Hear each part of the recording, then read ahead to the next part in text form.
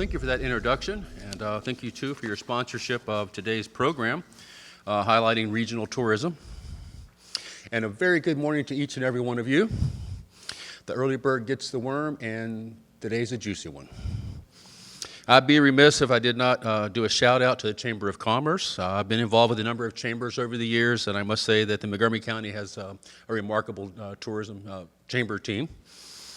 Back in January, when the Chamber first asked me if tourism would like to present at the Eggs and Issues later in the year, I did not know how to respond. I was new, there was no staff. Tourism and travel, as a rule, had been decimated by the pandemic, and variants were rampant. We were still wearing masks. The future was uncertain. Here we are 9 months later, a different world from January in many ways. Quick show of hands. How many of you were impacted by the pandemic directly or indirectly?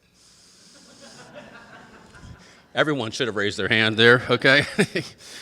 But for those of you that follow me on LinkedIn, you'll know that I use the hashtag post-pandemic era quite a bit. This is because a new era is upon us. There is a new reality unfolding everywhere. In travel and tourism, we are experiencing an incredible structural and transformative process in our industry. These are daunting but exciting times. Tourism is local, tourism is global, tourism is statewide, tourism is international, but most of all, tourism is regional.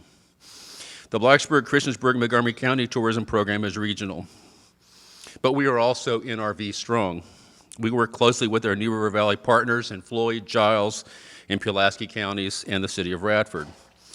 Today's program is focused on a broader level of what is regional. I think you will find interest in our panelists.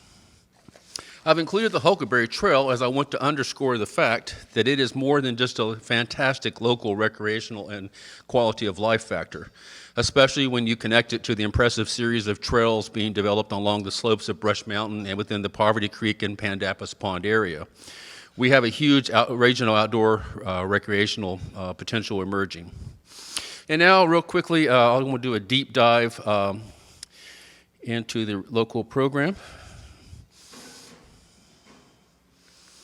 Okay, this is our mission statement for the regional program. It exists to promote and develop the local tourism industry to increase visitor spending, tax revenues, tourism tax revenue, and local hospitality and tourism-related employment throughout the county and the two towns.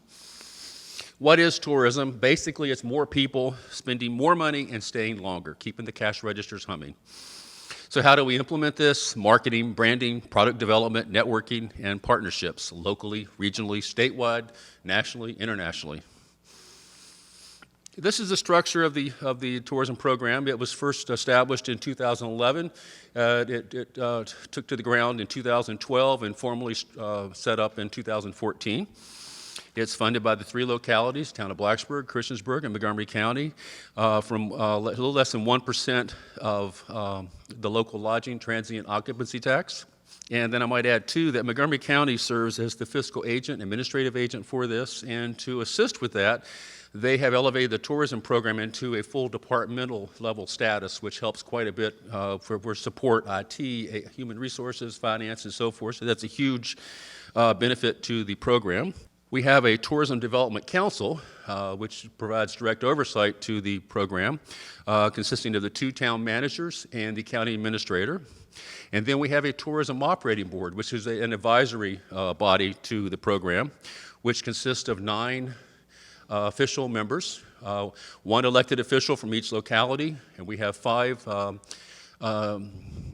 general members representing the lodging, dining, and attractions. And then Virginia Tech is represented by a non-voting ex officio member. And we have several liaison folks that come to the meetings as well. Blacksburg Partnership, the 3 PIOs from the 3 localities, the Montgomery County Planning Commission. I won't go this too detail, but anyway, we were on a very good trajectory until COVID hit, and it's like going 60 miles an hour and suddenly pulling the brake. I mean, you know, the tourism industry was hit quite hard, and as you can see here, if you can see on the chart, but yeah, we took a negative 34.3% hit on things. However, the new economic impact report should be due out any week now, and we will do a news release on that. And from what I've heard, we are pretty much close to 2019, if not above 2019 levels. So things are coming back. Upcoming projects, I want to talk about the AEP 6. That's part of the Americans for Arts. It's an economic impact of arts and culture on our community. It's never been done here before.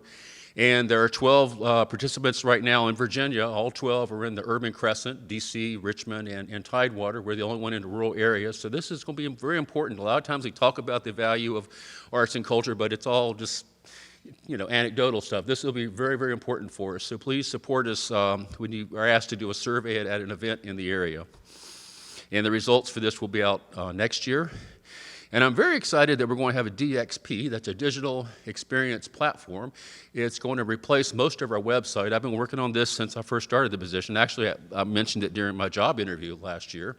And it's a whole new approach to things are updated and populated in real time. So it's going to be exciting to have that happen.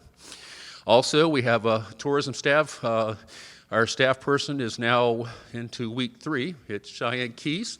She's a graduate of the Virginia Tech Hospitality and Tourism program with the Pampling College of Business at Virginia Tech. So I'm very excited to be working with her. And so far, it's like, wow. So thank you.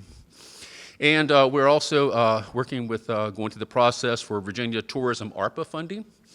And it's a process, but next year we should have that, in full effect. And the big picture. I like to look down the road a little bit and so forth. And Montgomery County will be 250 years old in 2026. That's huge. And it's an opportunity for the whole community on different levels to celebrate and commemorate who we are, what we are, and things of that nature. A lot of folks don't realize that we have the Trans-America Bike Trail, which goes through our community from the West Coast to the East Coast. And it will be 50 years old in 2026. And the one that I'm especially partial to is the opening of the passenger rail station. We'll be able to market and get people here we would not normally have an opportunity to do. So 2026 is going to be a great year for us. I know it's a few years out, but we start now and work ourselves in that direction.